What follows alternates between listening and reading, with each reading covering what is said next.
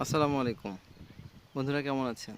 দেখেন একটা ছোট গাছ, কত দেখেন, এক হাত, এক হাতও নাই, এক হাত দূরে পেঁপে ধরছে এবং পেঁপের সাইজটা মাশাআল্লাহ আলহামদুলিল্লাহ খুবই ভালো।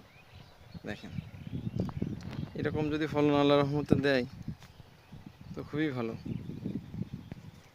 দেখেন পেঁপের সাইজটা কেবল ছোট, এখন বেশি দিন হয়নি, একেবারে মাটির কাছেই ধরছে পেঁপেটা।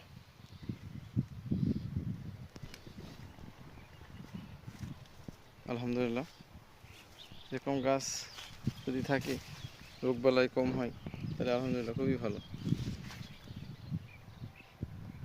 ছোট গাছ, খুবই ছোট গাছ।